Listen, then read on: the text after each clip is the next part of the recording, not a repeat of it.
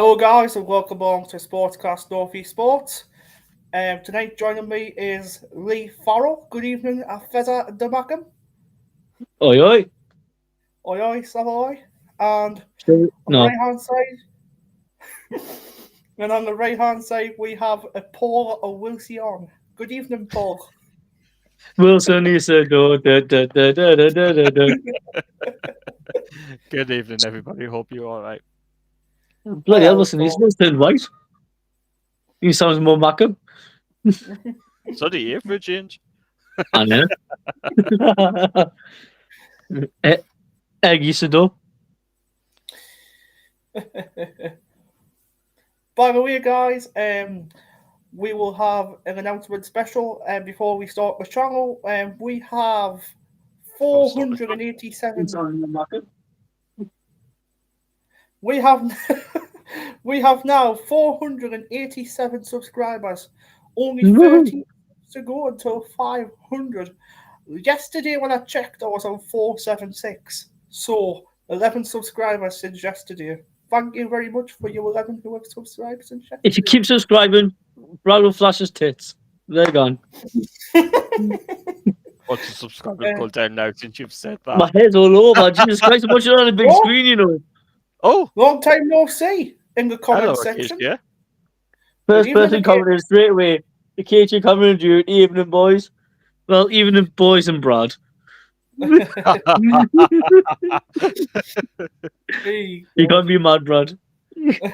I'm bringing content. Mister. Right? Not this again. Right. Yes, it comes back. It comes back again, doesn't it? So We're going to be talking about Sunderland 2, Brentford 1. Goals from Wilson, Isidore, and who else?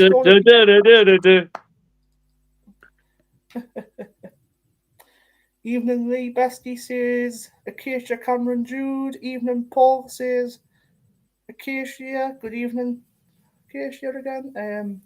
I do not know my name is Brad. Like evening, hi Brad. Evening Bestie. Who else? Oh. And yep. And hello, Brad. Good evening, Acacia. How are you doing? How's life? She's dead inside because she's got Sheffield United down near the bottom. Yeah, they're getting relegated. Wednesday's up on the rise, and that United's going down. To be honest, man, they're doing absolute garbage this season. Like, I'm not going to lie. A bit like another team that we all know, Newcastle United, doing garbage. I thought we weren't going to mention that. Yeah, but I'll just rather mention out there now. Just get out with the way at the start of the video. Well done, Liverpool, for signing Isak, making Newcastle look like pure crap. Just shows Saudi money doesn't win everything, doesn't it? Right. Anyways, don't you start, lad, says Acacia. We'll just keep it going throughout the live. It's great. Well, it'd be worse if Bowers was on here, because Bowers would be like, Wednesday. Right down the screen. Brilliant. And what's today? It's Wednesday it is, well. Good evening to you, Reese Persian. Good evening. How are you doing?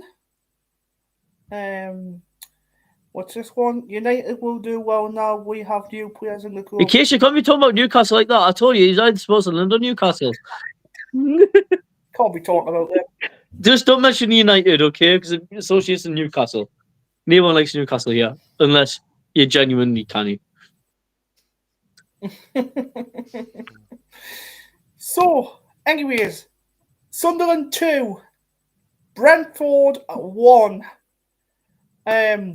2 wins at home, back-to-back home wins. Lee Farrell, what's your thoughts? Wait a sec, did you say we won 2 home games at the start of the season? Or was it just me hallucinating on drugs again? Because I swear this has never happened in the Prem for a while. I know, right? It's 10 years out of the Prem, we'll come up, everyone's going to slander Sunderland, saying that we're not going to do well. West Ham and Brentford. 2 teams were established last season in the Prem. Yeah, shove it up your backside. Because that's all I've got to say. We've done fantastic start, despite the Burnley loss, but we shouldn't talk about that because everyone has their moments.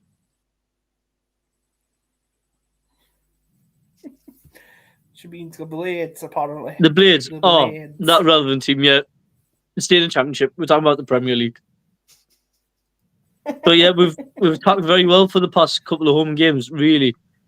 But one person standing out for the past few games for me, Brad, has been Talby. His pace and directness is great. Someone that really goes under the radar that no one's really looked at yet of how great he is now. How much we're going to get with him in the next 5 years of his contract. Because within them years, he's only going to develop. Look at like Mahrez. He was a bit like that at one point. Oh, we just signed another Mahrez. If we signed a new goal, can't you, with Siddiqui? You don't know. So it just depends on how we go, really. Paul, what's your thoughts? 2 home wins back to back. To be honest, I'm actually over the moon actually with the start of the season. But there's one thing I'm actually going to say, though. Regis shouldn't really tell the supporters to bring the atmosphere to the ground. To be honest, right, I firmly believe that he can say it if he wants to. Yeah, because look at last season. Every home game up to now, Regis has told the supporters to bring the atmosphere. To be honest, right, would you rather have the atmosphere or dead atmosphere with no West Ham, Regis told the supporters to sin. Yeah, they should do that no matter what, anyways, regardless. But if Paul, me and you've been to Sunderland games, how many times has it been like a bloody library? And that's why he's trying to implement us in the Prem. Because he must watch his Premiership sides, Paul. Like Bournemouth and Burnley, who sing in the full stadium echoes. The thing is, though, the manager shouldn't really be coming out, though, and telling the supporters to bring that atmosphere. If I was manager, I would say it. The supporters should be doing it by themselves. Yeah, but the supporters never do it by themselves. Our manager needs to reach out, and that's what it's definitely going to be like. Without shadow of a doubt going forward. Because every single manager we've had has always said, please bring the atmosphere. And on atmosphere, Acacia, I know you were at Burnley. I know we shouldn't be talking about Burnley, but the atmosphere against Burnley, rubbish from our supporters. Yes, I definitely agree. I think it was when they scored 1 goal, like when we were watching it, wasn't it, Paul? What happened from the pub? We did not hear one Sunderland chant. Is all Burnley. We love Burnley, we do. I honestly thought the bloody in-betweeners meme throughout the full bloody game. You switch off and everything. And then players are going to switch off if the fans don't get behind. You said be the 12th player. That's what it is. And it's actually stupid. Because be off a Sunderland fan, that was quite embarrassing for an away game. For an away game, Brad, you'll know yourself. You go there, enjoy the day out, and you chant. Yeah, you enjoy the away games. Like I went to Derby last season, and you sing your heart out. Mad there. Just sing your heart out. You get behind the lad, you cheer. Well, it was 90 minutes on that game, right? Now, sang my heart out about 85 minutes out of 90. And then the 5 minutes you went back towards the car, missed the 5 minutes of the game. Acacia's just put back there. The support was great, Law. Acacia, from when me and Lee was in the pub, we did not hear the Sunderland fans singing whatsoever.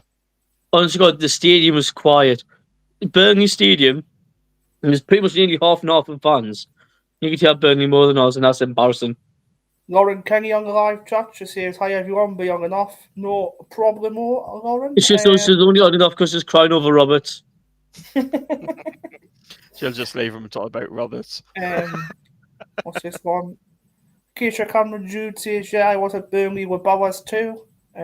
Yes, sure were. Michael was there as well. The support was great, though, to be honest. We did keep singing, even though Burnley kept scoring. To be honest, I do kind of disagree with that statement. The support wasn't great. It was absolutely trash, may I say. Yeah, it was. I watched the commentary on that game, and I never heard Sunderland fans chant hardly. I'm just going to honestly say this, right? If people's not going to go travel away games and support our lads and chant, may as well go up the road and support the Mags, because they're silent as hell. They never make the city sound echoey like what we do. Geisha Cameron duties. We did sing for a few hours at Burnley when we had scored. We did stop. A few Well, hours. A few hours. The match was only 90 minutes. Okay. It was only Matches 20 over minutes until they scored. Like, By from the the way- full time lapse I remember the game, we were barely making any noise. I think you heard the pigeons and seagulls making more noise in Burnley than the fans. But however, it doesn't take someone deaf to notice how quiet we are. Exactly. By the way, guys, our new energy drink sponsor is Monster Energy. No, Just it's not, what Brad. You can't do that. You can't do that. Stop gobshiting. Your nose is grown. It's actually my boost. No, I'm joking. Oh, nice and refreshing. Mmm. No, Brad's way. Mmm.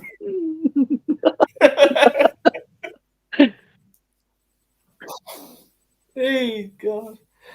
Another comment in the chat from Akish. Yeah. You were saying Yeah, Burnley's it wasn't the greatest time we were singing. We were just getting a bit of atmosphere as we were singing Burnley is crap hole. Do agree. I Burnley is a crap hole. disagree with that chant as well because I did not hear that one bit. No, we didn't hear that. I know what me and Paul heard. Premier League, you having a laugh by Burnley fans. Yeah, well done. That was embarrassing. Yeah, it was. For a team spent nearly bloody most of the money in the transfer window. 180 odd million. Jesus Christ, does it get called Premier League, you having a laugh? The best person signing is Kyle Walker on a free. Anyways, another comment again, but how Eliza didn't go that in the first half. Yeah, I get that. I'm just going to Eliza say should this, have put right? that away. Everyone who criticises any players how they didn't score goals, if you can do better, put us on the shot and get on the pitch. See as it is. Paul knows what I'm like now. You see as it is. You think you can do better, do it, but don't stop criticising players what they do. They get paid for doing what they do. They're professional for a reason True. because they're good. They're not shit like us. Yeah, but what I like about it, though, fair enough. Meander actually missed that goal, but he's because Regis was actually asking the latest press conference actually about Meander. If his confidence has dropped, he went, nah. His confidence is sky high. The thing is, right, with a young lad like Meander, he's only, 19? Like, that's not going to hold him 19, yeah. back a few daft open chances that he's missed. Because when you're at that age, you don't care, you're having a laugh. He's still learning his craft, and we sign someone knowing that Meander's not going to be our number one striker. Isidore's not going to be our number one striker if you watch us in the Championship last season. So going in the Premier League, we needed a proven goal scorer. Is probably the right guy. I'm not 100% keen on it. But again, from the past couple of games what I've seen at home and in the Burnley game, the best chance we have up top is Wilson Isidore because he's the one who runs. Robbie's too grounded. He's pretty much like a similar but a fatter version of Meander. So, but like I said, we don't play the game. We just watch it. The only thing what we can do is criticise what they do, but they're the ones who do the job better than us. We don't know what their tactic is. It's a bit like the cup game. Yeah. Dare I say that? I had 3 home games spread this season. 3 in the cup, but don't count it. Anyways, guys, let's talk about the opposition now. Let's talk about Brentford. Jordan Henderson making a return to the Stadium Light last weekend. He got his niggas in the twist, didn't he? Apparently, He got his niggas in the twist on the pitch. He was whinging all the time because we outplayed him. He actually was. yeah. Well, He was apparently quite a few people were booing him as well. Apparently, I was getting told. Yeah. Quite a few players outmatching him on the pitch. Definitely need to outplay us. Well, I think this is just going to have 1 year in the Prem, and then he's going to retire. Definitely. Thing is, I actually even heard that. Well, from what you said, Brad, a lot of fans actually was booing Jordan Henderson. A lot of them actually was giving him stick. To be honest, right, as a Sunderland fan, when you watch someone who is meant to love the club Why would you be sitting there twisting the referee every single minute of the game? If you watch back the game, because I managed to watch back, I managed to find out on Fire Stick. Every 10 minutes, he was at the referee's face. What's he going to do for John Henson? Oh, just because you play for England and you're nearly a pensioner, I'll let you have a free kick once or twice. No, that's not how it goes. Like, he needs to grow up a bit. Just because he got outclassed by a team full of young'uns who's better than him. Mm-hmm. And I think it's a bit of bitterness in next we didn't sign him. Mm-hmm. Yeah. And obviously, as well, it wasn't just a few people just booing him, but there was a few people applauding him as well. So I would have applauded him because he's got the key to the city with Jill Scott, didn't he? So you got to give. Of course. Yeah, you got to applaud him. You've got to. I can tell you straight away, the area that I'm in, southwest corner, every single one of us actually stood up and clapped him. That's respect for somebody who's came through the academy, who's went on to do well. And we even took upon ourselves to go, you know what, we're going to cash in on you now so you get better off your career and you develop that Liverpool into the player that he was. That's what you got to do as a football. And you can't hold grudges on it. You can't just boo him because he left. You can't just boo him because he chose to go to Brentford over us. So what would have happened if he came to us? Would he have been a match to Xhaka? Or do you think Xhaka's a better player than Hendo? Xhaka's got more experience than Hendo of being up there. Yeah, I noticed that, Lauren, actually. Yeah, I've noticed that, Lauren.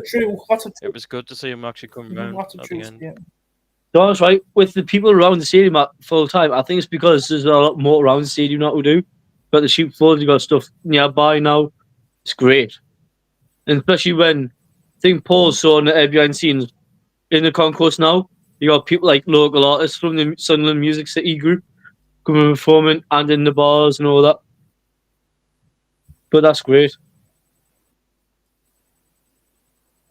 No, Stan was singing all the way through. I totally agree with that statement. Yeah, completely agree. I heard Glenor, Stan, and all I heard when I was at the West Ham game was the southwest corner absolutely going nuts. Yeah, that's where Never I stop am. singing that. Yeah. Well, I should say that's where Lee will be for the Arsenal game as well. Oh, yes. Oh, that's going to be a tough game to support, actually. Never mind. Sunderland. Never mind, Sunderland. My dad's going to be there as well, Sunderland versus Arsenal, so that'll be tough as well, I suppose. The worst part about it is, for that game, for me and your dad, we won't care if Sunderland lose to that game, as long as Arsenal win the league. Nah. Keisha Cameron Jew, definitely bestie. It's brilliant the way we've won recently. Everyone stays behind to clap the lads off the pitch. Well, I totally agree. Shouldn't fans be doing that anyway instead of leaving early? Shouldn't they? The playoff Newcastle is going to do better. The playoff? Playoffs? He's getting relegated, like. Listen to you, Jesus Christ. Some of the lads have to do they know what they're talking about. Not for when Newcastle is on the table, they're down the bottom. But playoff for survival. This lad doesn't know nothing about football. He's one of my friends. He's got really bad. I'm not going to just mind the gap. It's a big gap. Mind the gap. It's a big gap.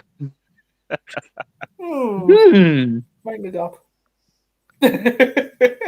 It's like that metro. It's like when you go in the metro. Please mind the gap between Sunderland and Newcastle. Yes, like about good. 6th place, 17th. 11 positions away. Brilliant. Isn't it a nice time to be a Sunderland fan right now? Oh, Isn't it nice? we won't be saying this in months' time. I'll tell you that when AFCON comes. We're going to be kicking ourselves for saying this so early. But, we've got to enjoy it while it lasts. We've got to enjoy it while it lasts, lads. We really do. You've got to. 100%. Yeah. Anyways, next topic, what we are going to be talking about is VAR. V-A-R. Our friend VAR. Yeah, I have no problems with VAR this season. Our friend. He's been very friendly with us. He has, actually. Anyways, VAR. I think it was two chances. It was on last week when I had VAR, was it 2? Yeah. Let's have a look at this comment before. What do you do Oh, for Arsenal scored? that is What a will good you- one. That what is will a you good do? one. Bite me tongue and not say anything in case you. Because even though as I love Sunderland, if Arsenal score against us, right? Bite me tongue, because guess what? That could be Arsenal's chance of winning the Premier League. So it's like the Royal versus Acacia. If we drew Sheffield United in the FA Cup, and Sheffield United score, who do you cheer on then? Karma. Don't bring that situation on anyone. Because you know the answer is. You want your first team to do well first.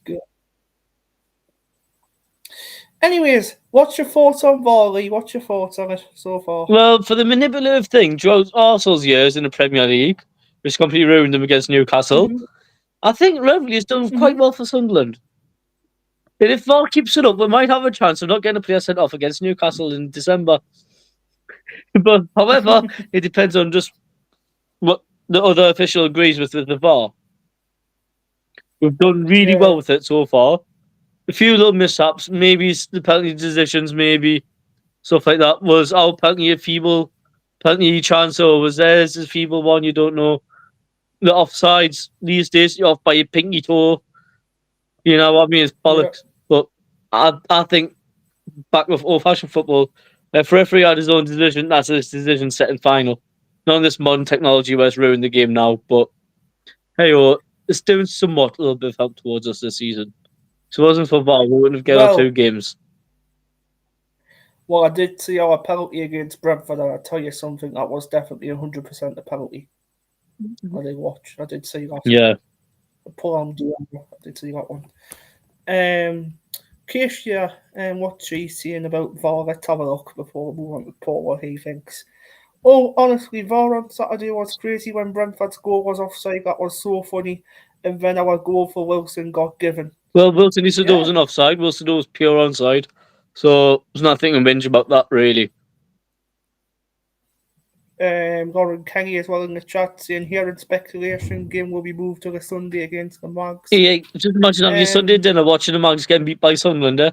You spill your gravy all down your top eye. Brilliant. That'll probably get moved to Well, 12 o'clock kickoff, I guess. Yeah, that's going to be a hard game to get people to get tickets because I think that's the game. But what I've said to you ages ago, let's just turn off season cards and let people just first come, first serve for tickets. Just let people buy them. Yeah, turn off the season cards, make people buy them because that's the big revenue. That's a game where I think every single year in the Prem, we got 48,000. That's a full stadium. We've never done that apart from Derby days. And that's because season cards always got turned off. So if they turn off the season cards and say, right, first come, first serve, that has a chance for people who always wanted to go to the games, have a chance to go to the games. People who's got the money. Anyways, Paul, what's your thoughts on VAR, your best friend? To be honest, I'm actually happy with VAR so far. You know, I think about VAR for FIFA, don't you? every time I point you, I follow you. Penalty, give over. But I'm actually happy with VAR. You know, it helped us in the final against Sheffield United.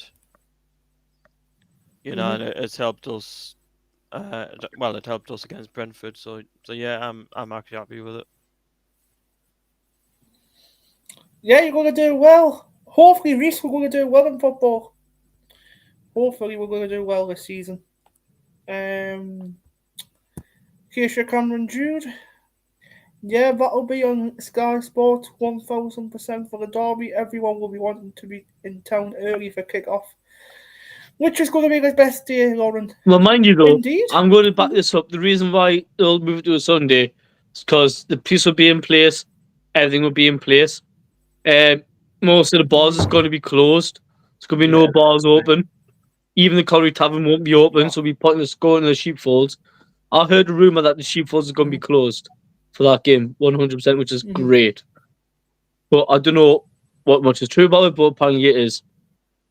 But the problem is, what I'm saying is the hospitality. Hospitality ends at the stadium. They cannot do what happened the last time by donating the bottom mags from one of our bars. Yeah. Because if that does happen, I can see a lot of people then kicking off. But because it was in the Carabao Mhm. Cup, fair enough. Or whatever cup it was in, we played them last time. Yeah, FA Cup. Besides the point, we should have done that in the first place. But that's going to spark the rivalry a little bit more. Do I say conflict? Yeah.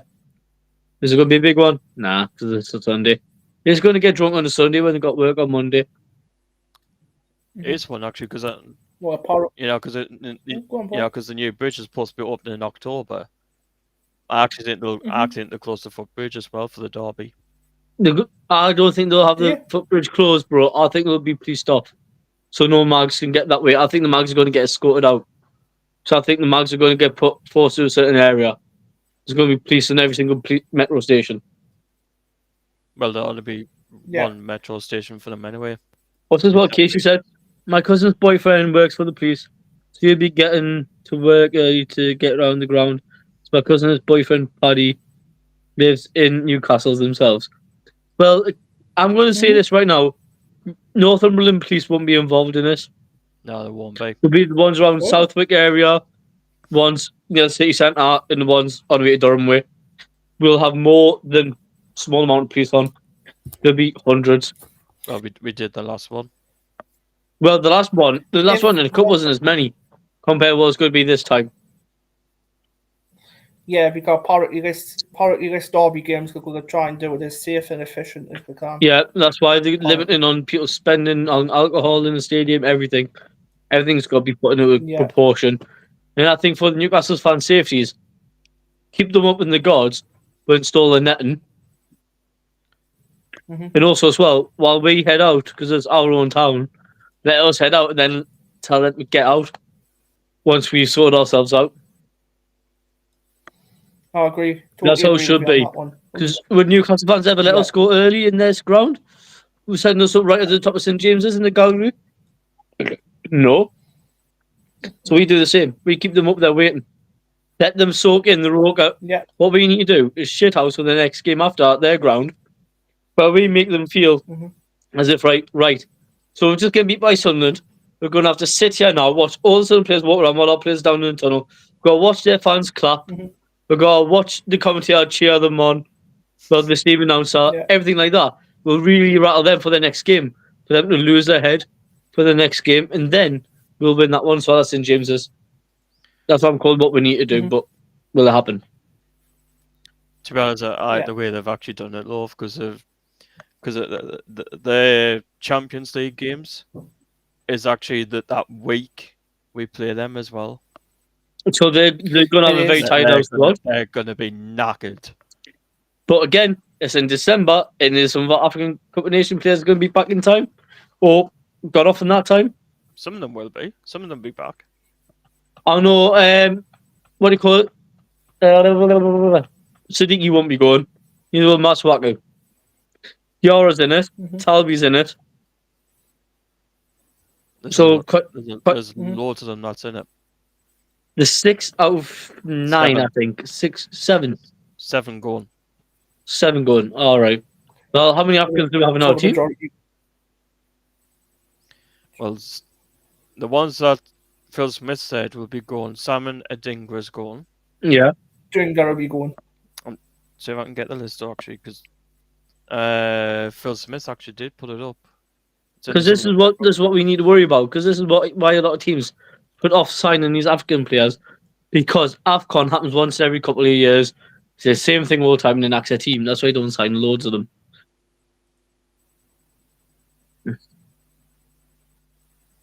Hey Reese, you alright? Do you not say hello to him earlier?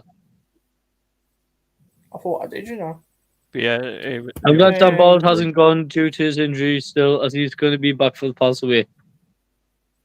Yeah. Grammatically, that does not make sense, but okay. He's going to be back legit after international break, let's just say that. Diarra will go to AFCON. Yeah. Siddiqui is going to AFCON. Siddiqui is? Yeah, he's been called up. All right. Arthur's gone. Yeah, that's 3. Ronaldo. 4. The new winner that we brought in on deadline day, he's gone. Oh, Troy. 5, Ben and Traore. Talby. 6. Mhm. I'm trying to think. There's another one. There should be. Did you mention Diarra? Yeah, Diarra as well. Yeah, 7. Yeah, that's the ones that's gone. So all players outside African, anyways. Yeah, Yeah. great success. That's where we'll start with the games. Great. It'd be That's- interesting. Our squad that's not gone. Be interesting what team we put out. Aye. It's all down to what we're going to bring on the day. Yep. Thank you. I just told my dad about the podcast. Thanks, Reese. Great stuff. Hope your dad subscribes to it. That'll be appreciative if your dad does that. Thing is, right, have we done this transfer? One thing I want to say is, have you handled this transfer window well then? We've got loads of Africans going because the African Cup Nations, because I think that was going to mess up there, like, because there's going to be a lot of gaps missing. So, Brad, did you watch Michael Bowser's live the other day? Yes, all about transfer deadline Yeah, day. he mentioned yes. what would lineup be like with AFCON gone, with the AFCON players gone. So you'll have Ruth, right back Hume, centre back would be Ballard, Alderete, left back got none unless we play Sirkin. Yes, Sirkin will be back. Yeah, midfielder you'll have Dan Neil, Enzo Lefebvre, Rig, Granit Xhaka. and Granit Xhaka. That's the 4 midfielders. We have options for that. Wingers. Mm-hmm. Tell me a winger which is not African plays for Sunderland. Mundle. And that's the only one that we have, which is the problem. Do you not think? Because Ray just tried it out. Do you not think he put Wilson Isidore on the wing? Hi, Shannon's on. Hi guys, I'm eating red velvet cake.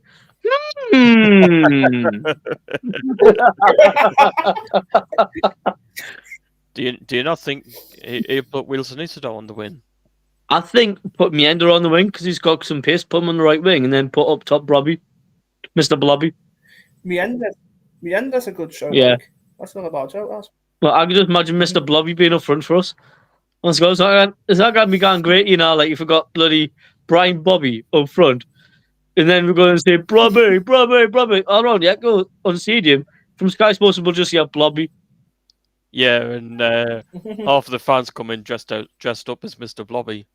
I think like what he called was over mine yesterday. It's gonna happen. It was me dad going, you know what? Watch them what they're saying when they're chatting. And they talk, they commentator. They don't say Blobby, they say Blobby. It's gonna happen. It's gonna happen, isn't it? Yes, it's gonna happen one of these days. You're funny, Bradley. You're funny, and I missed you. And I've rung you on WhatsApp with you. Oh, rang you. She's mistyped. I haven't received any calls today off anybody, so I don't know. It's because your phone's crap, Brad. Your phone's crap. You need to get a new one. You get off that Nokia brick, like. Keep telling you, Brad, you know. You tell your mum to get the Jody when you stop bringing the Mac and money in. Yeah, Samsung or an iPhone. No, on them Arabic phones. Telecom SIM cards and all. There you go. Jody phones, Saudi phones, why? Anyways, the next thing what we're going to be going on to now is Robin Roof's save from that penalty with Brentford. Oh, so sexy, Roofs. Yeah. His ball handling skills is better than mine when I have me alone time. Yeah. Let's just say that. I never known a guy who was just sturdy hands with the goalkeeper. He doesn't drop the ball or anything. Brilliant. He's better than Patterson, I'll tell you now. I was just about to say that. Is Roofs better than Patterson? 100%. If I even asked that question, I think you may as well just sort your head out. Because Roofs has been called up to the national squad for Netherlands. Like, You know what? I'm going to say this now.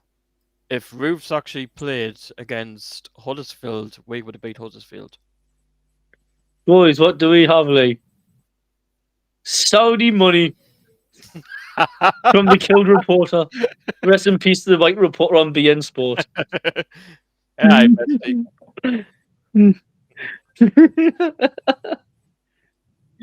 God.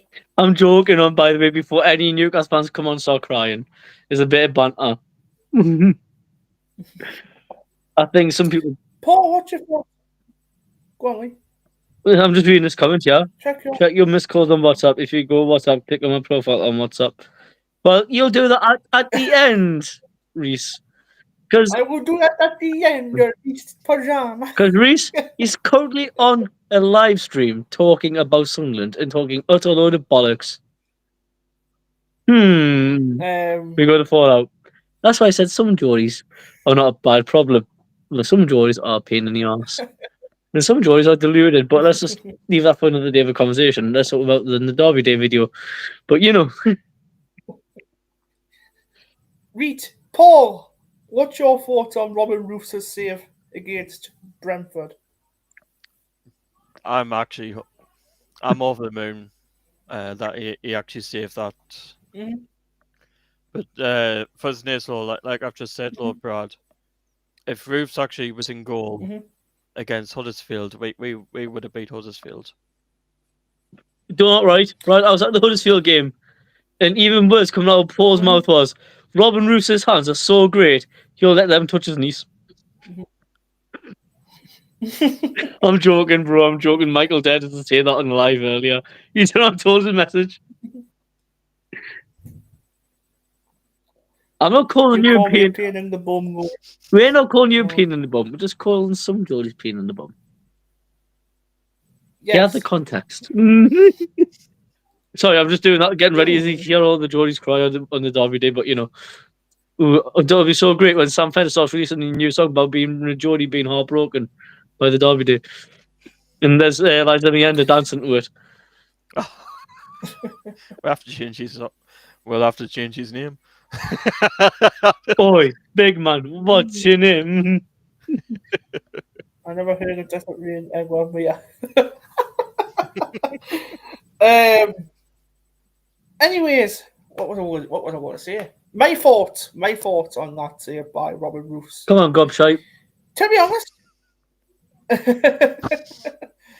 honest, when Brentford had that penalty, you know what I said? I says he's going to save this, Dad. He's going to save this top right. So it turns out it wasn't top right. It wasn't top right. It was bottom left. And that was bottom left. Well, I got it right. He was going to save it, but not the position where he was going to do it. This was Brad's very terrible at predicting, guys. If you haven't already noticed. So you should have heard the one we did last time. Carl was on. Brad actually did a blooper. Did he? What did he say? Oh, do you remember that? What happened, like? Yeah, you should have heard that one. You've got to watch back, bro. I'll have to watch it later on. Like, let me get this video for Brad for the next live and just crop screen it, put it on my screen and cover it. He's not swinging back on his chair and falling off. Yeah. Reet, the next thing we're going to be talking about before we're talking about signings for new ones is we're going to talk about player ratings from the weekend. Ooh. Starting off with Paul's thinking, right now. I know he's just went, but we're going to go around like me, Paul, and Lisa. We're going to go from top to bottom. You dirty bugger. We're going to rate from 1. You dirty bugger. Top to bottom there. You could have thought it the wrong way possible. But leave that talk when we like go offline, you know, if you want to start talking about going top to bottom.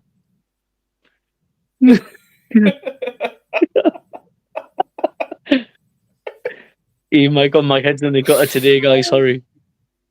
It really is. I can't help it. Anyways, Robin Roofs, goalkeeper, Netherlands.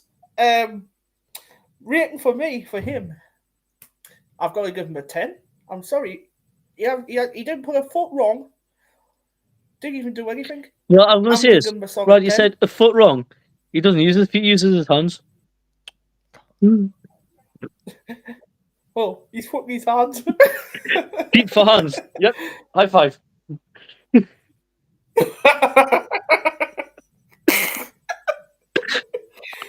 Anyways, Paul, Robin Roofs, what's your thoughts?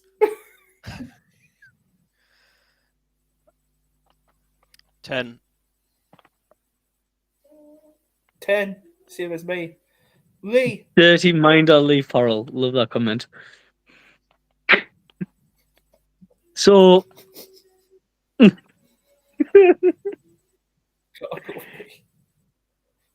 I'm going to say Robin Roos 9.5 because the 0.5 is this because legit he had nothing else to do apart from the saves that he's had, and then he still conceded. So again, it was a clean sheet 10, but because he still conceded, I'm going to say 9.5. I'm Okay. not blaming Robin Roos for that. I'm I not. know it's not his fault, but still, besides the point, 9.5. It's not a clean sheet. It would be a 10 if you managed to keep a clean sheet on that day, but it's not easy. It's not easy. right, centre backs, we're going to go with Omar Alderete. I'm going to say, thought he put a solid display in at centre back. I'm not going to lie, I thought he was one of the best centre backs I've seen for Sunderland so far. Dan Ballard as well. Obviously, I'm not going to diss him because obviously They're more words tonight, you guys. Centre halves. until he got injured. But to be honest, Omar Alderete, for that goal is what I think it was. For the first goal, I've got to give him a.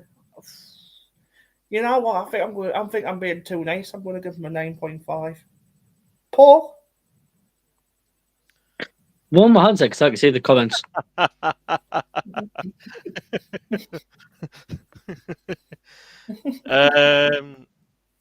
Yeah, I'll give Omar him a 9. Alderete. Give him a 9. Lee, Omar Alderete.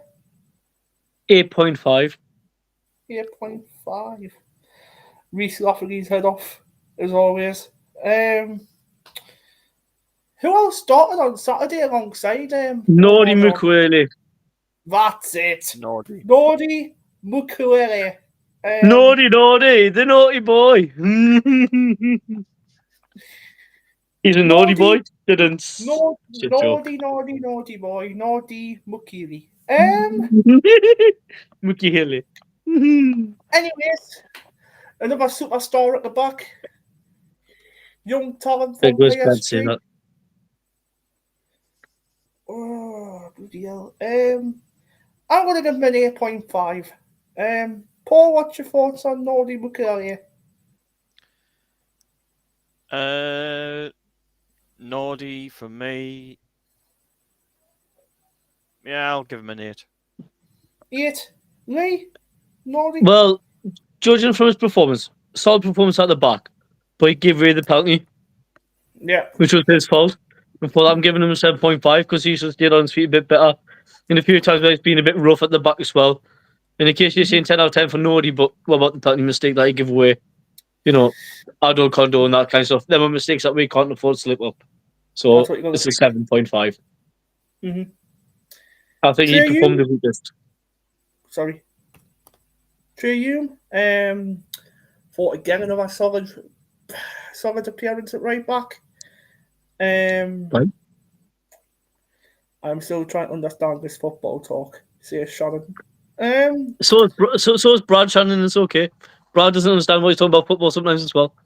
Because he did convert from a mag to a Macam, so you know.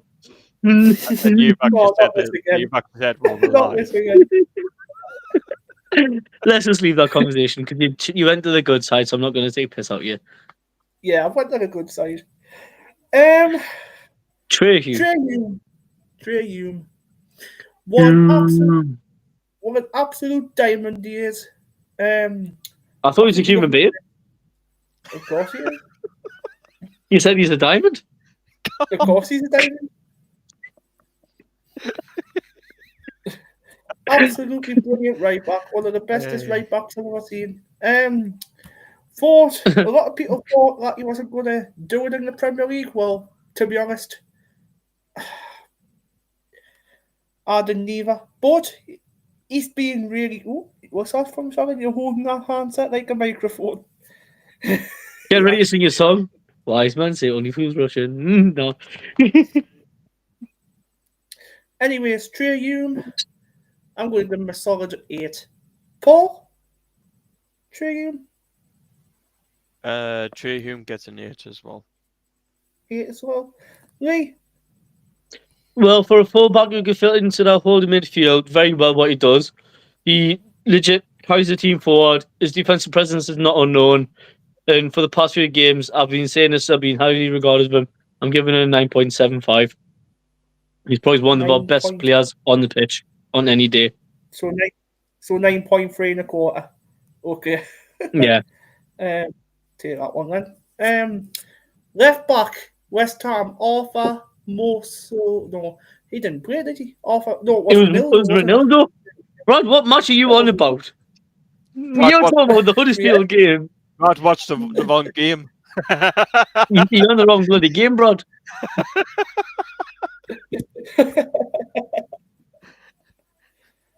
Anyways, Ronaldo Mandava.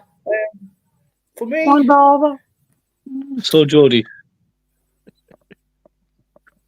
I think he gave away. Did he give away the first goal or the second goal? I think he gave away one of the goals. It was I the wasn't first too goal sure that he which gave goal away. it was. Yeah, it was It wasn't really his fault because, again, Yeah. poor refereeing. Yes, poor refereeing from Anthony Taylor. Absolutely shocking that was. Anthony Taylor, the 12th man for Brentford. but But let's just see that combo.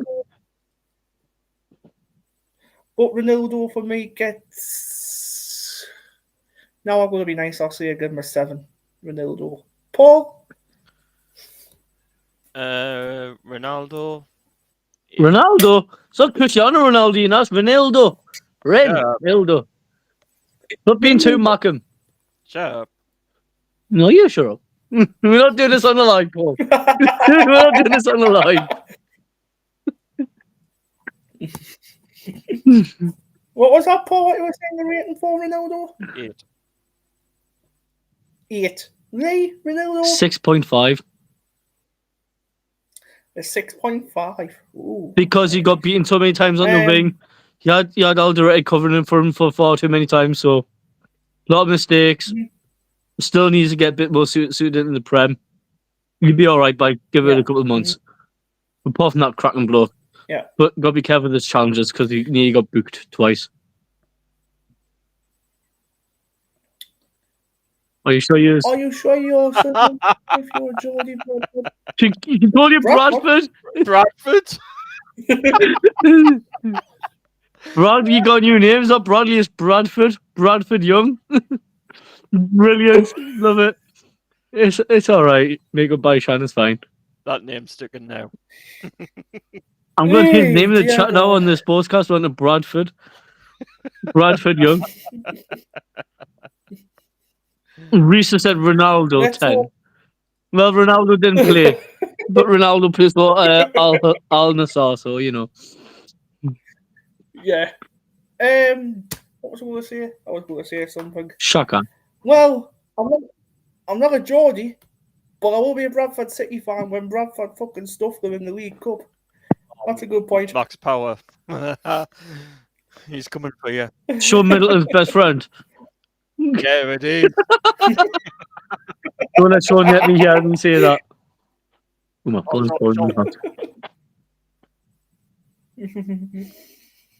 Anyways, strong holding midfield of Granit Xhaka, Habib Diarra, and Noah Siddiqui we're going to be talking about next. Music to make this. First player who I'm going to mention is Granit Xhaka. That's one player who I'm going to mention here. What, Lauren right Kenny's now. new husband? Yeah, it is actually.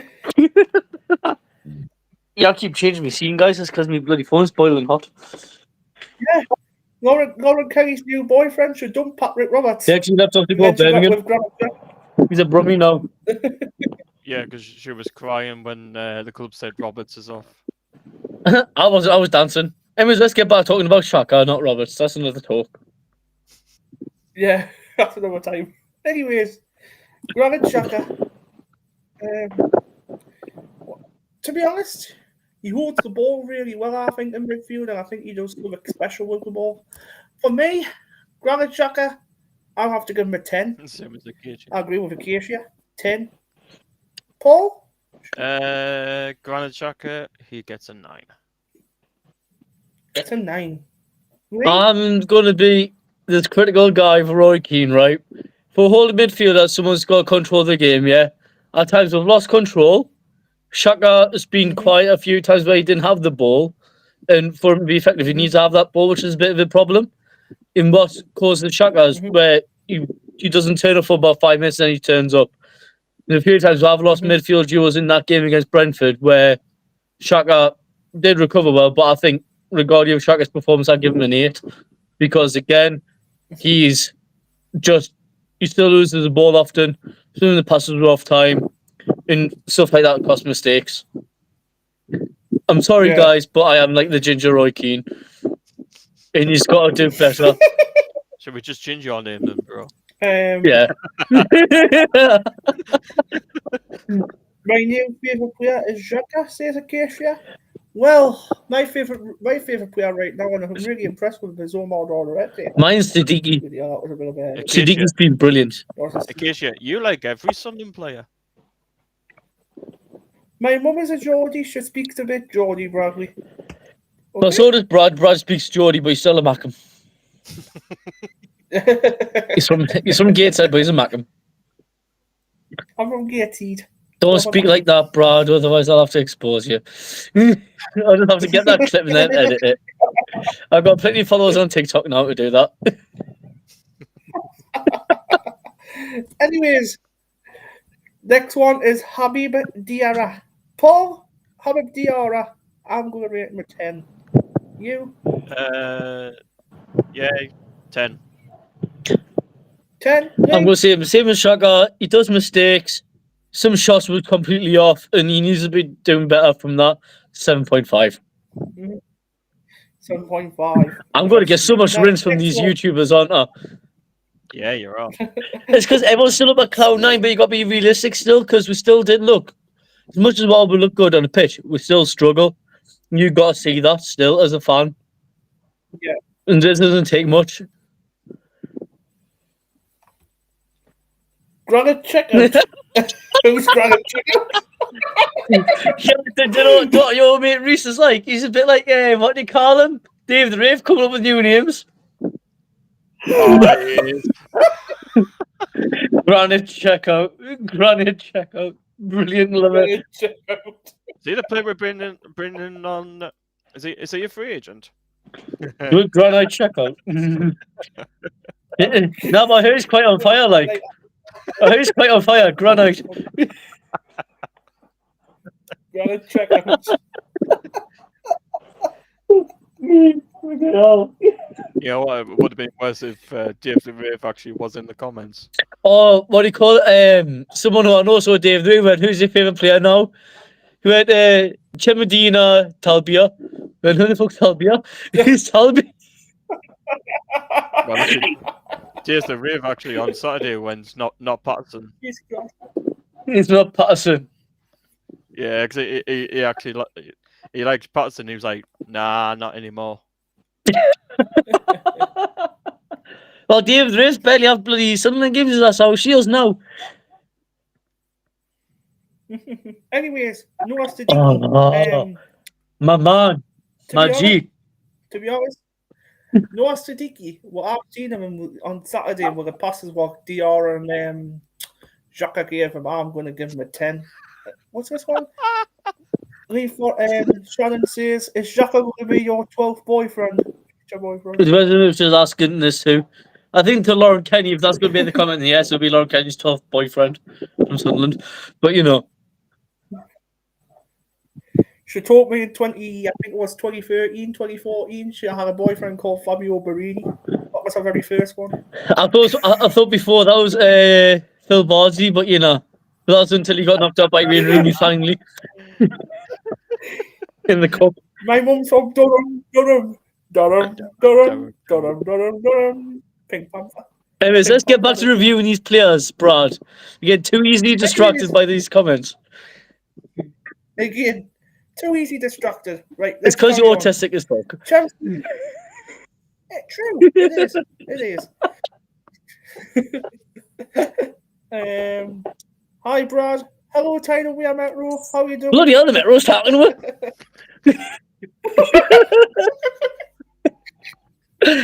I'm starting to get energy, guys. I see boost like guys, you know. You know where you can get this from? Your corner shop. Don't ask me. You're going to go Category Metro at 10, we say? Okay. Aye, aye. Anyways, Paul, Noah Siddiqui, what's your thoughts on him? I'm going to give him a solid 9. A solid 9? Why solid 9, Paul? Explain. Because I want to. No, what does he do in his performance that makes him a solid 9? I'm just happy with it. All right, then. Great, Noah Siddiqui. For a versatile midfielder, box to box, defends well, passes well, exactly what a midfielder does, and he gets stuck in with challenges, he gets a 10. That's the first person I'll give a 10. Right wing, Chemstein Talby. For me, Chemstein Talby. For me, I think he's been offering a lot the last few games. Obviously, starting the season against So West Ham, quick. quite well. He's so quick. Burnley as well. He's a rocket, isn't he? He's a rocket on the pitch. He's fast. Yep. And again, Sorry, Casey's 130 seconds boyfriend. Akashia's actually in the comments as well. I know. Oh, God. It's only fair in banter. It's only fair in banter. Everyone's getting along fine. It's all right because our first boyfriend was Barry Bannon. Are those Josh Windows?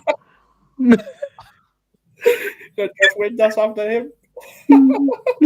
I thought it was 09. Oh, not right. Don't get it wrong, right? This perfect deadline deal would have been brilliant if Sheffield Wednesday went for Luke 09. Oh, on loan as well. Yeah. A progressive side compared to a depleted side. Brilliant. Oh, God. Anyways, Paul, Chemstein Talby, what's your thoughts on him? To be honest, I've just looked at the rating actually Roker Reports gave him. No, we're not after Roker Report. What about your rating? And I, After you, Paul. Your rating. Roker Reports gave him 6. I'm like, no. Explain, Paul. Explain. Sean's asking you to explain more.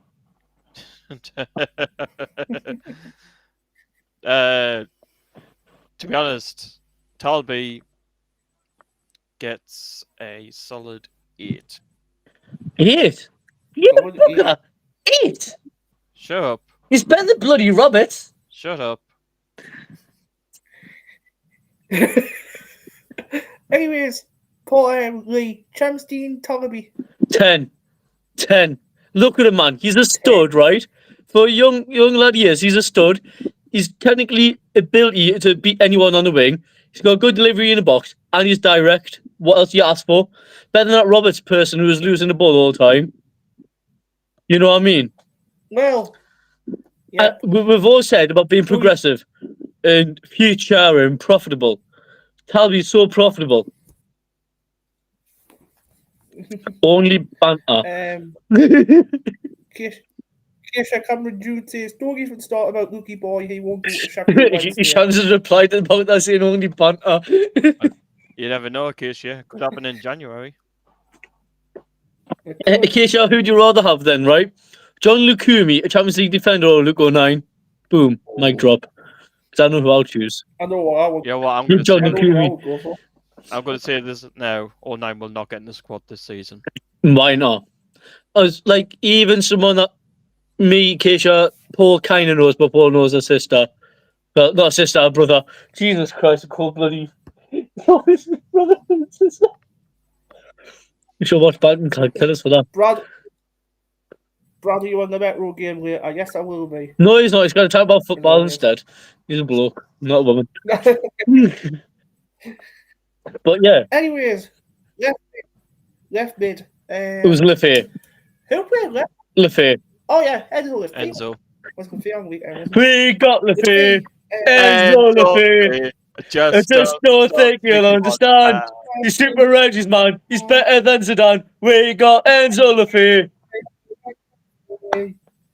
All right, lads. All right, lads. Oh, wait, Bradley. Enzo. What was the other Bradley that we know? Where's the other Bradley that we know so you can come and listen to this about Enzo? I should have sent him the link. I should have done. What's this? What's this from Reese? Just tell me how good, but I don't mind not being serious here. I'm being serious with your what? Bro. What? You bad god, bro. Your real? I knew it. I knew it. This was massive.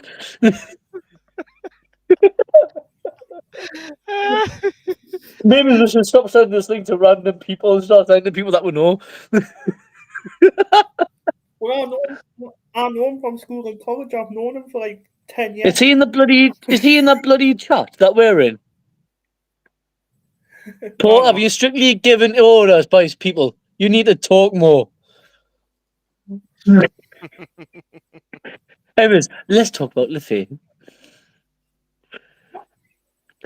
Time we have Metro Newcastle's better. Well, how about this, right? Because we're talking about Sunderland, right? You got much of true Geordie cry again.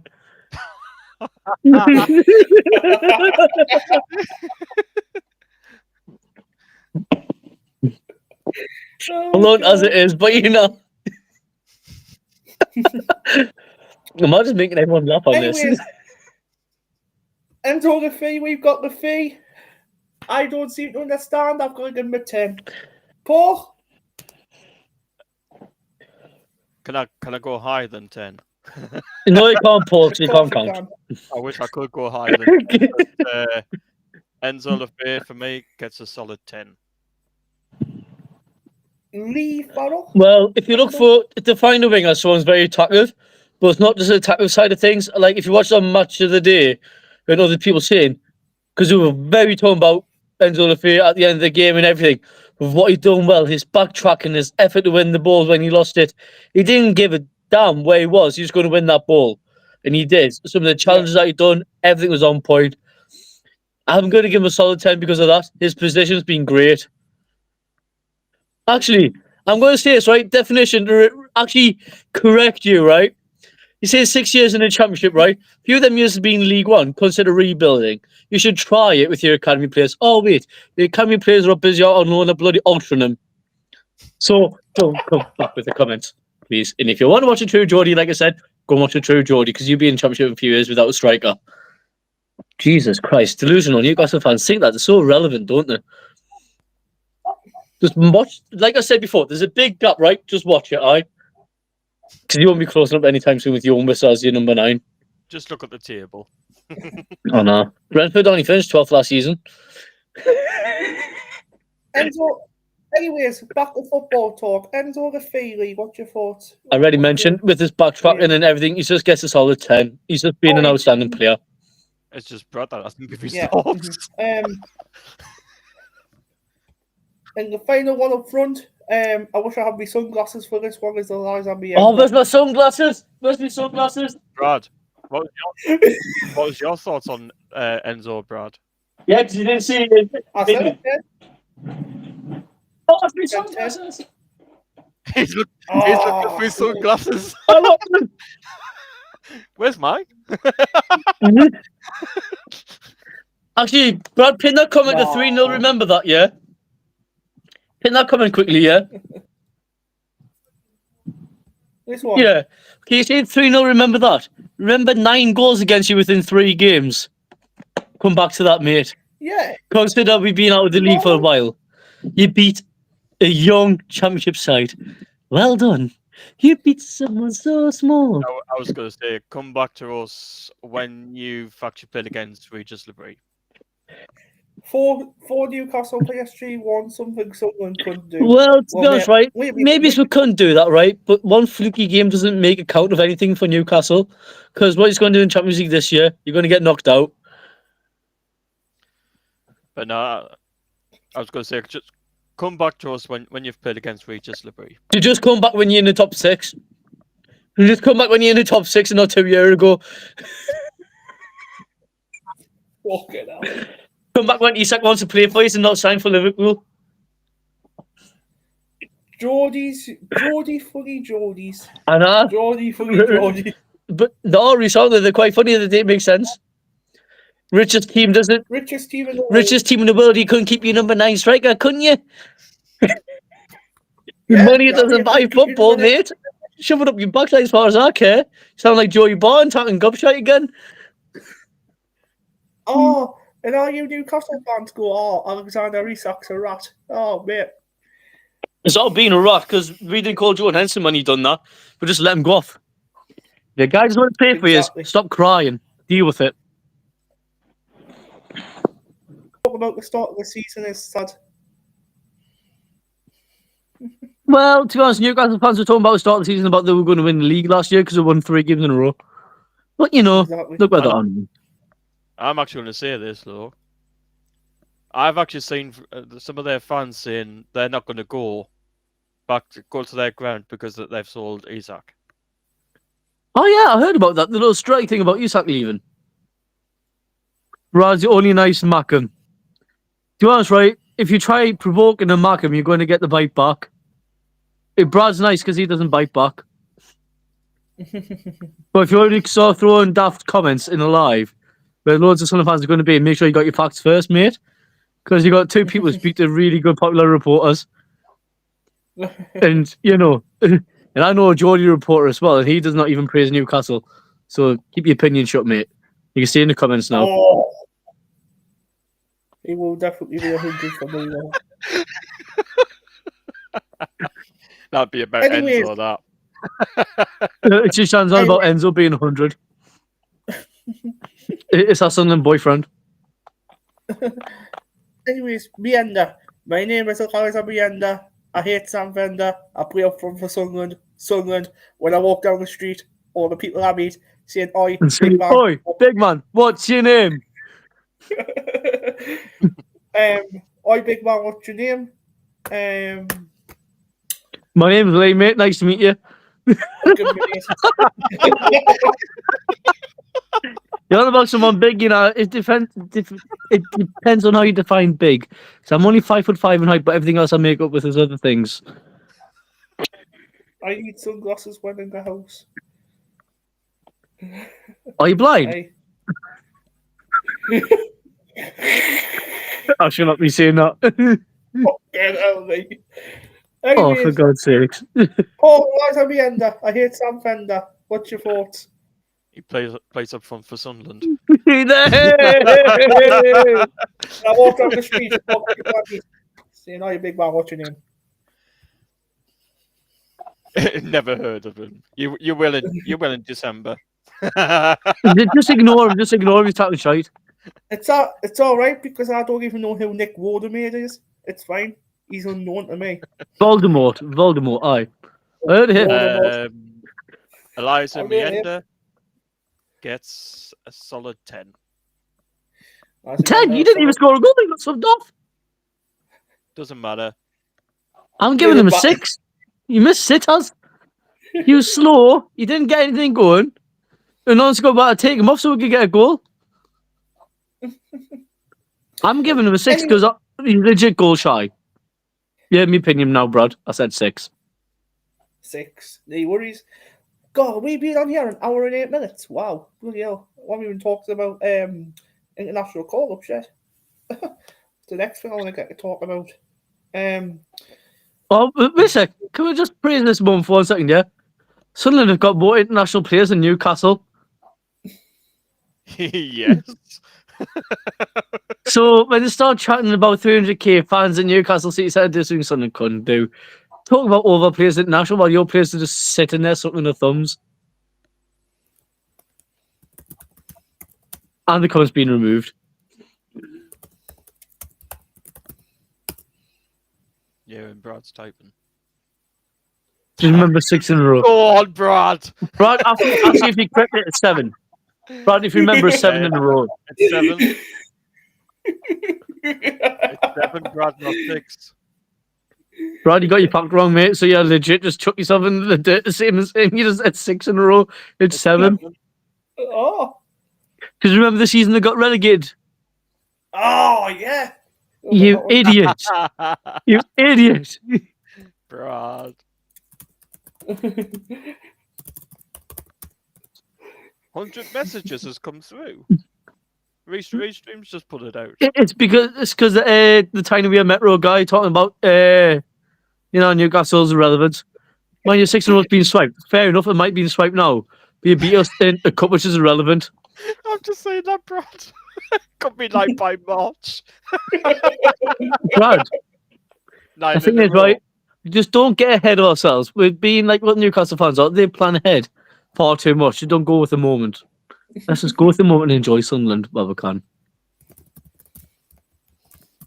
Right. Anyways, Now, what's he put? And let's actually talk about the rotational players who came on. She didn't rate Wilson Isidore. Yeah, we We only did- put 3 subs on. Who came on, Paul? Let's see if you remember. come on, Paul. You got the Isidore. memory? Yeah, Simon. Isidore. Simon Adingra Yeah, and Mark Guillou. yeah. That's it. Mark Yu, I'll rate about 4. He's irrelevant. He could go back to Chelsea. Yeah, he's gone anyway, so 4. Adingra, I'll say about a 7 because he didn't have much to do really. We already won the game by then. And the last one, obviously, goal scorer Isidore, 10 out of 10. Yeah, since he's just got since he's just had a child as well. Yeah. Well, last week. Brad, pin this comment again. There's 50 million on one player. Right. Spend 50 million on one player. You haven't spent it on all of your players, right? You signed to 3 players or 4 players a season, which don't even add up to our tally of how much we spend. We took a UVO airport with 14 signings. Like I said, if you want to talk like business stuff and talk about sport properly, then be happy to mention in the chat. Otherwise, just go back to playing on your Roblox game, mate. So, no, you mentioned the airport. We actually own half of that anyway, so... And I think we just took over it. We It's took over it during the Sunderland transfer window. There was barely any flights coming in for Newcastle players, weren't there? Apart from Voldemort. So he might have just poofed out of nowhere there. Yo, mister, travelled down to London, said goodbye to London, came back up. But deep down, he's crying. Comment. It's a relevant comment to put down. It's a relevant one to put down. And this is what I say about some Newcastle fans are really up their arse. Then you get some nice ones who just keep their mouth shut and just let us crack on. Yeah, just let us crack on. Yeah, we do the same with them. Anyways, international call-ups. Obviously... Whoop, Whoop, whoop. You have to fly from Newcastle to get Madrid. Like I said, we own half the airport. You don't even own it yourselves. Our council actually owns half of it. Because they couldn't fund it themselves. And guess what? Newcastle Airport's not even owned by, Newcastle. Tiny team. Really? Well,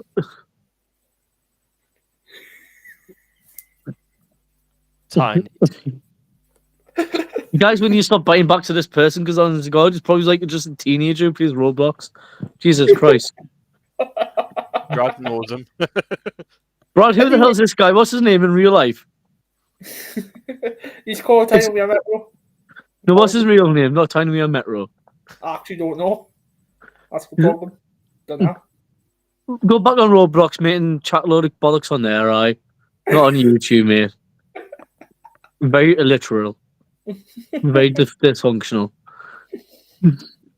Anyways, my subs who came. My subs rating before we go on to international call-ups. Adringa gets a 6 for me.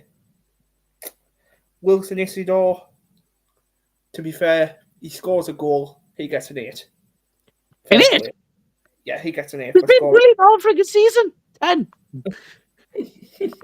Mark Guillou, who came on. Bloody hell. That's Brad dying for a shit.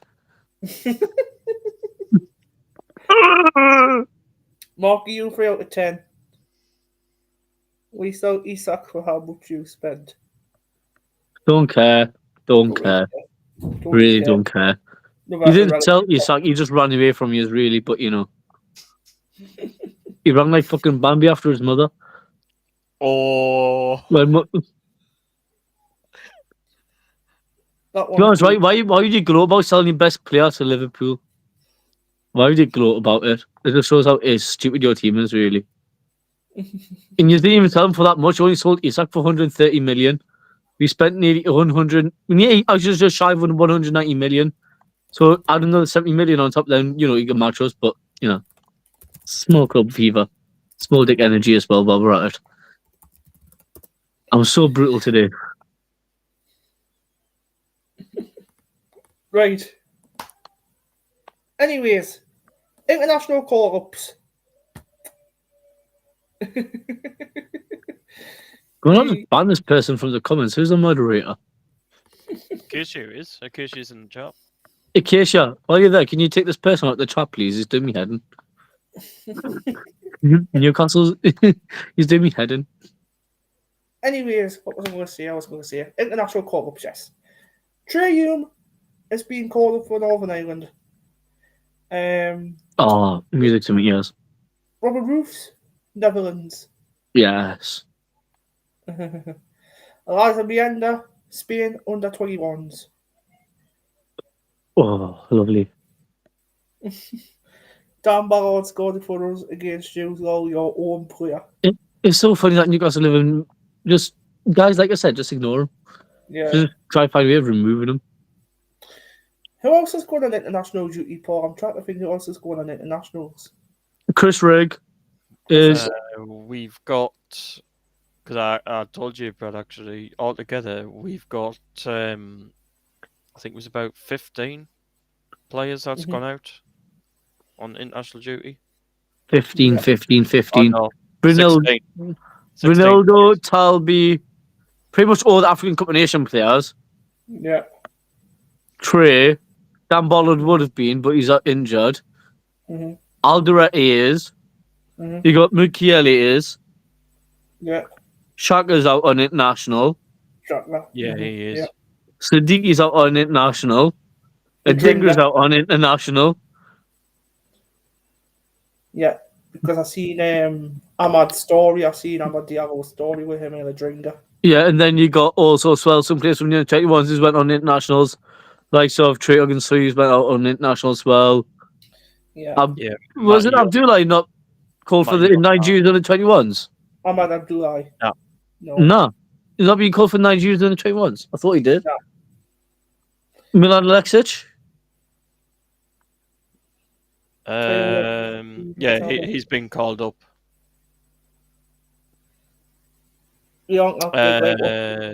Timur's been called up. Yeah, the Russian, Ukraine lad. He's been called up. Oh, Timur Tichierov, yeah. Yeah, he's been called up. That's he's fucking in. Chris Rigg's been called up. Yeah. Matty Young's been called up. Yeah, he has. Another academy player. Then we've got another one for Northern Ireland. A young goalkeeper or something for the under-16s, but I don't know about that one. No. Because I've got the list here because the club put it out. Diarra's been called up. But there's a lot of them. Talby has. No, Siddiqui. Is he being called up? Yeah. Yeah. Because Congo's playing, yeah. He's going to play. Yeah. Yeah, the new winner's been called up. Right, guys, before going with this, I'm going to say, I'm acknowledging the comments here, right? Okay, if people's not got anything nice to say, keep your mouth shut. Because at the end of the day, if you can't handle friendly backfire, leave the live. Okay? At the end of the day, you come on, you watch us. We talk about it. If you got nothing nice to say, leave the live. Okay? Pay off. I've just put the link actually in. And also as well, chat between us two. You can support anyone you want and have your own opinion of other teams. So, trying to be a Metro guy, please leave the live. Because I don't know who to give a crap you are, but just leave. Because you're legit talking bollocks and no one likes you now. Just leave.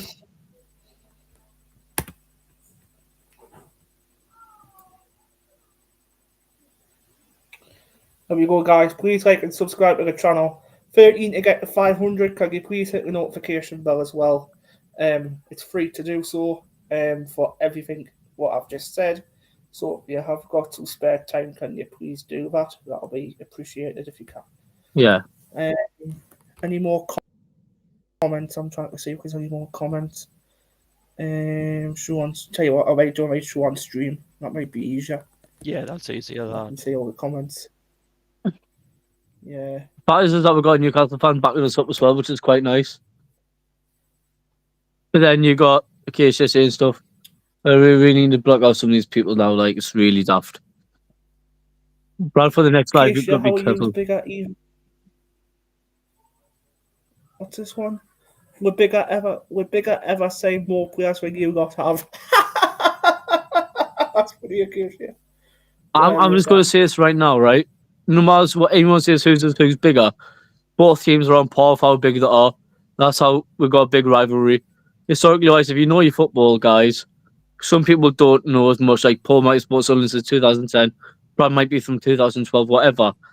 From my backside of things, watching Sunderland for the years since I was nearly born, both teams are on par with how good they are and how shit they are, and that's how you got to deal with it.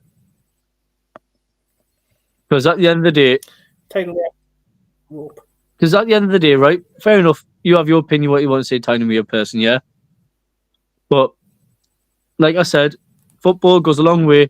Rivalry happens. Deal with it. But it's pointless giving a fire to people when football is meant to be a sport for people to enjoy. You're trying to ruin it. Just don't bother watching football, because football's naturally a gifted game where people go and enjoy themselves. They get paid for it, and we watch it and support it. If you have to make fights about it, then don't bother. Go and watch rugby. Go and watch boxing. That's where the anger is, not football. And let's continue, Brad. Yeah. Anyways, guys, we are going to wrap this stream up because we have been on here for an hour and a half nearly. What did you put in the thumbnail? What we need to talk about? The transfers. We haven't even spoke about them. What? Oh, the transfers. Yeah, you were meant to go through the transfers. You did. Brad, wake up. Talk about them. I'm reminding Brad about his own YouTube video. I want to watch because Brad's nice. Well, we would be nice with you as well if you just, be on par with her, yeah?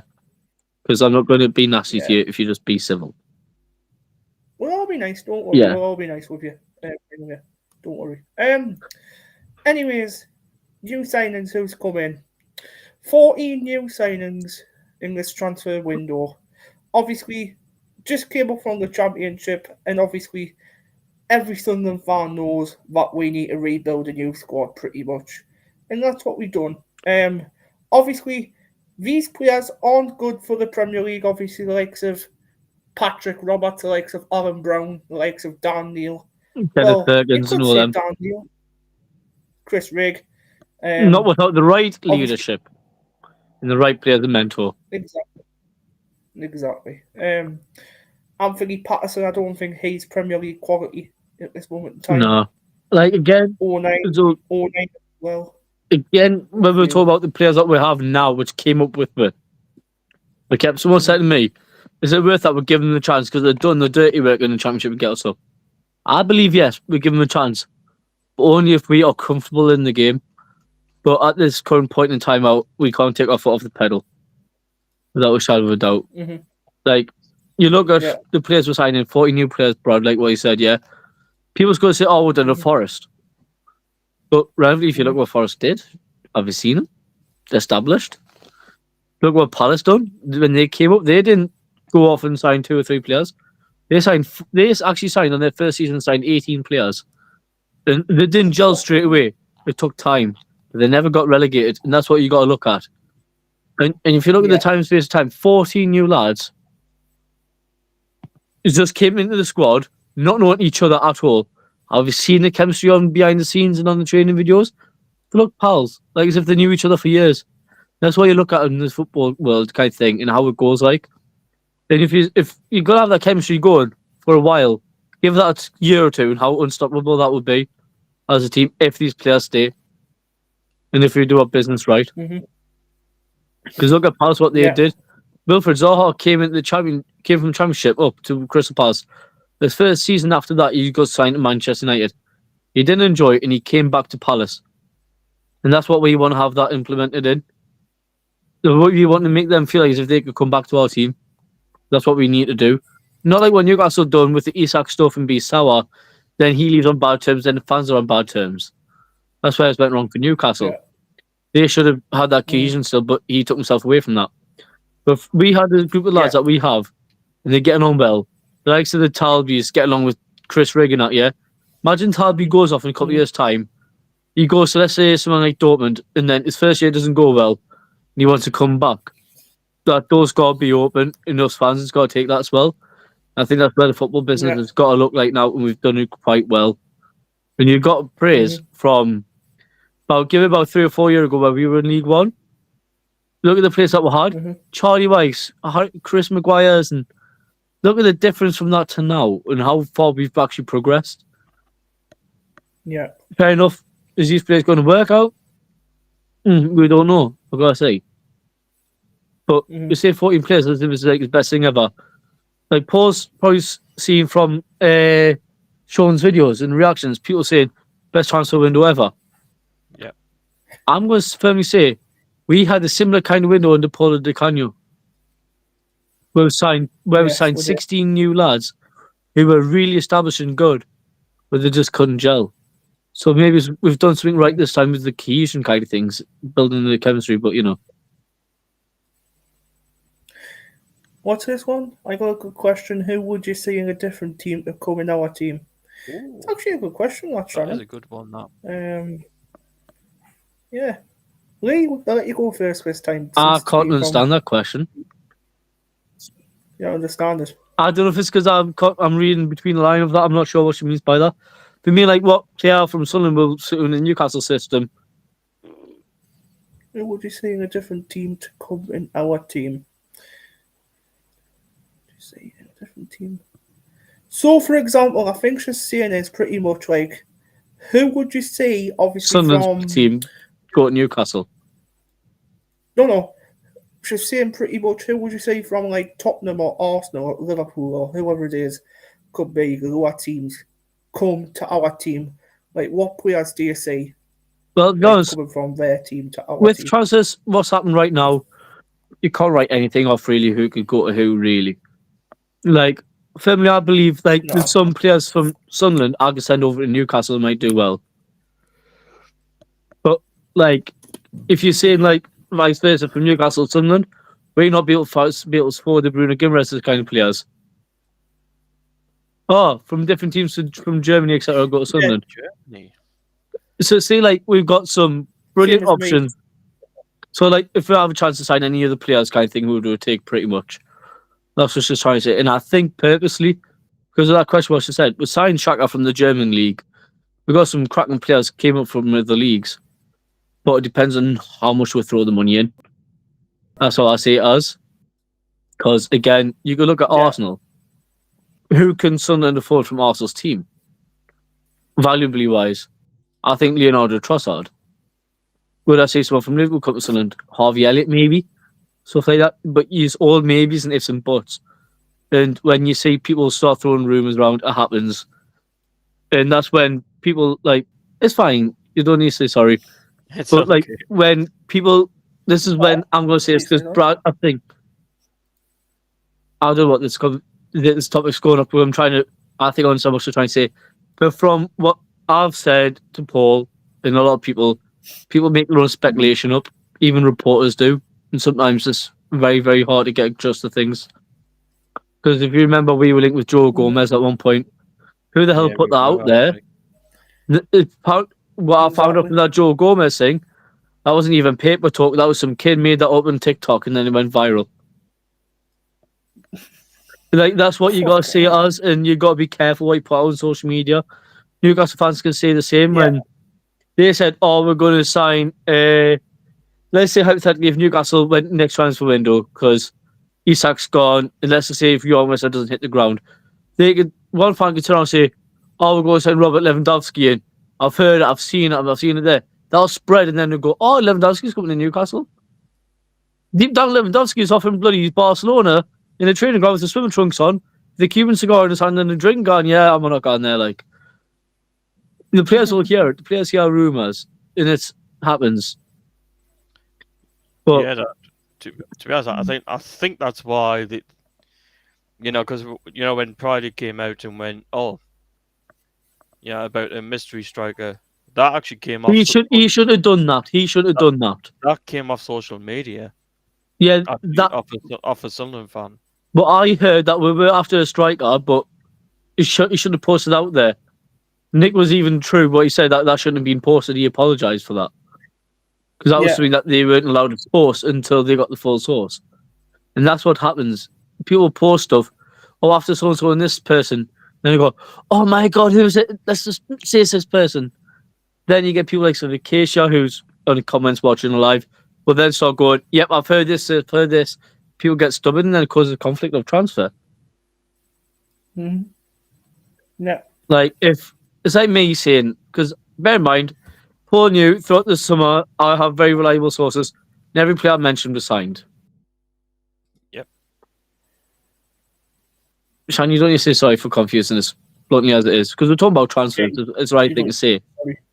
But the 14 players have got 10 right. A few of them took me by surprise. That Bertrand Traore, I knew about we were after him like a month before we went for him, but I didn't know that was going to happen because what I heard was deal off like a month ago, and then it just came out of nowhere like that in the blue.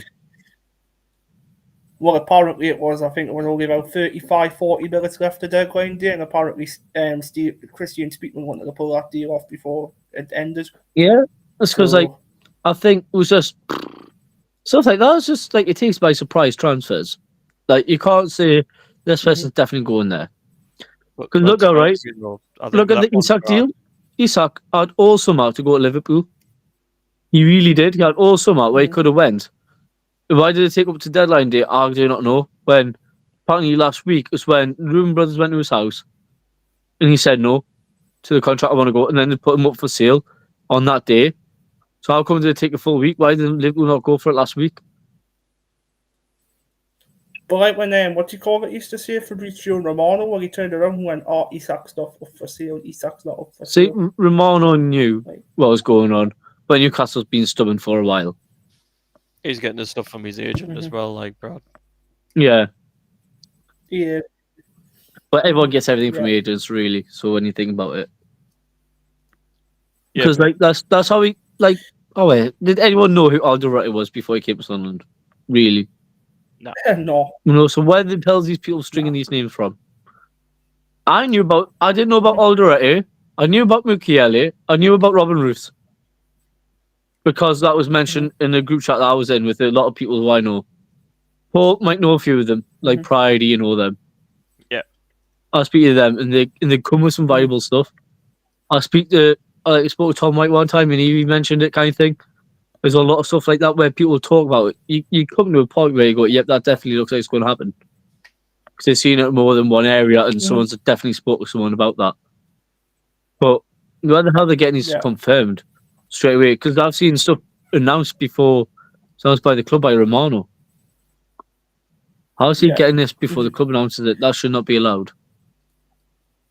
Without a shadow of a doubt. Anyways, Paul, quickly, what's your thoughts on transfers before we do wrap this up? To be honest, with the players we've brought in, I'm actually happy with. But the winner, to be honest with you, I've seen a lot of fans actually not happy with him. I've seen that. Yeah, you know the one we brought in at the last minute. Bertrand Traore. Well, a lot of fans is like, don't get him. Mind you, I see the point why they said that because he had a season out from Ajax last season where he had a bit of a bad stint, but he was recovering from injury. But if you watch him from the years he's played, he's a lengthy lad. He's not quick. He's got long legs, a bit like Wilson Isidore. And he charges. That's what he does. He runs at people. When you talk about transfers, Paul, like what you said about people saying, "Oh, but don't get Bertrand Traore," why not go for him? We're just going to struggle on the right wing. Just pull out of the deal. It's better to have another replacement there, no matter who it is, as long as it's better than Roberts. Well, for Zanizo, I heard apparently we were after him. You know, when we went in for Brian Brobby, we actually contacted Ajax because we had a good relationship with Ajax. You know, when we concluded the deal with Brian Brobby. Mhm. That's when we went in for the winner at the same time. Yeah. To be honest, right? Yeah. If you could rate the transfer window, Paul, what would you rate it as then? Out of 10 from all the players that were signed? Uh, And that's the same for you, Brad, if you could rate it. Because man, them transfer windows where you can't predict. Because I think we've done a bit of struggle where we signed Mark Weir and you might send him back. But ideally, I knew Mark Weir wasn't going to hit the ground running at the club anyway. But that was a mistake on our behalf for that. but the first thing is, though, like Scott Wilson said, though, we didn't even have to send him back. We could have said no, but for what Christian Speakman said, it was actually up to Sunderland. It was actually up to us to send him back. He must have knew that there was someone better out there than Mark Weir. But do you think that Brian Bobby was the first choice? He was. Apparently he was. But what were the other players that would be linked with? What I found out through Scott Wilson, the reason why we said for Chelsea to take Mark Ayew back is because we already concluded the deal for Bobby to come in. Yeah, that was already agreed with Ajax. And to be honest, right, with the Bobby deal, I think it's going to be all right at the club. But is he a long term? He's 23. He's still got years on him, but he needs to. When you look at the lad, he's a bit of a sturdy lad. He looks like a rugby player more than a footballer, doesn't he? He does. But again, if we could change him over a bit, maybe he could do well. Maybe he could be a bit more agile. Maybe we could work on him a little bit for fitness wise. So again, he was a guy who last season only scored 5 league goals and the rest of them in a cup. I think with Brian, I think it'd be better, when he's found somewhere, that he calls home. Because if he's been home at Ajax for years. He's came through Ajax's youth. That's where his home was. If you think what happened to him last season, though, bro. Yeah, he had a bit of a bad season last season, didn't he? Where Ajax fans turned on him. Yeah, because they actually went to his mum. They were actually trying to kill his mum and all that as well. And that's because he was having a bad season. Yeah. It was a thug gang in Amsterdam. No, see, Bobby had something to do with it, really. So, yeah. Dear God. But again, if you can't rate it, who's been the best signing of the transfer window? If you can't rate it, who's been the best standout signing to everyone? I've got 2. I've got 1. Well, my 2 is Granit Xhaka, and to be honest, I'm going to have to say Robin Roofs. Robin Roofs has been by far the best signing. He has been. Yeah, hands down. Agree. Like he's been more consistent, more than all the lads. Yeah. His contribution, everything. You can see him control the back line with as a goalkeeper. When you watch him, he's verbal. He comes out. His contribution's great. He demands his box. He's not scared. He's not scared to come out the box like Patterson used to be. He's not scared. Oh, it's got this his footwork. It's everything, which is great. Something that we wish Patterson had. So if Patterson had that footwork and what he has, what Roos has, would we need to replace Patterson? No. Because last season, if you looked at Patterson, even though he wasn't most consistent, he did do good saves. But I think something's happened during the summer which knocked his confidence. And there's got to be something where someone's made a rumour. Like them daft rumours that we shall not talk about. Well, the thing is, though, if you think, though, Patterson only had 1 pre-season game. Yeah, and he conceded a few goals. Yep. Yeah. So, you don't know really. But also, everyone's saying Roofs and Xhaka. Everyone's saying Roofs and Xhaka, but there's one person I really think who really stands above the rest of them, and I've been already talking about him today. No, Siddiqui. Honestly, God, has he done anything wrong on that pitch at all for the past few games? Even the Burnley game? Absolutely not. No. Honestly, God, it's been an absolute gem. It's been a gem. And I think if Xhaka was to retire, you can count on Siddiqui to sit in his position because of his defending contribution. Good. It's been absolutely outstanding. if it was someone else except from Roofs and Xhaka, I think Diarra's been quite a good signing as well for Job. I think Diarra's been a really good signing. I think Diarra's been good, but again, the perfect Job replacement to me was definitely Siddiqui because it's a box-to-box type. What Job was, Diarra's more of a playmaker when you watch him. I saw yesterday apparently Roofs was meant to be only on loan. Nope. Interesting. I Where saw the hell? This is when I mentioned about all this stuff because Roofs was a permanent deal for a while. But before Roofs, it was going to be that Bulker, wasn't it? Marcin Bulker. To be honest with you, I don't see where Keisha's coming from though, because I see what you mean now. Because Because- obviously NEC that club, they were meant to get sealed on loan, and obviously that person was, I think it was yeah, it where was the manager, I same think it law. was furious. I think he was furious with Sunderland because obviously it took the wages because we had an offer on the table for Jensen Seals, and obviously I think it was something to do with Roofs. If Sunderland get Roofs, we want Jensen Seals. Then obviously loan, yeah. Sunderland, But bear in yes. mind, we've got to see it as a business where would we sell Jensen Seal on loan back to his country where he played for before and he didn't get game time? Well, if there's an issue on Exactly. that law, Christian Speakman's actually come out and speak on that. Speakman said that it's actually up to Jensen Sealed. And where Sealed he actually wanted, goes. because the German league's perfect for him for his style of defending. It is. It's going to roughen him up. It's going to roughen him up. That's what we need. Yep. Anyways, guys, that's just about it on this Wednesday evening. Well, I wouldn't say that's Is it about Wednesday? Yeah. I think we should end the live on a lovely chat about Wednesday. Wednesday. Wednesday.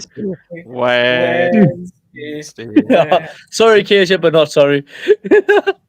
She'll message us. I know. And before we leave, Paul's going to sing us a lovely song at the end. Sing us a song, Paul. Wise man. Men say only fools rush in. Rushing, but I can't help falling in love with you. Sunderland. Do I make a sing you a song? No. You crop. You sit in the row crowd, you crop. I'm the only one what sings in that rover end. Rest of them don't. Yeah. You want to quiet then? Because you're singing.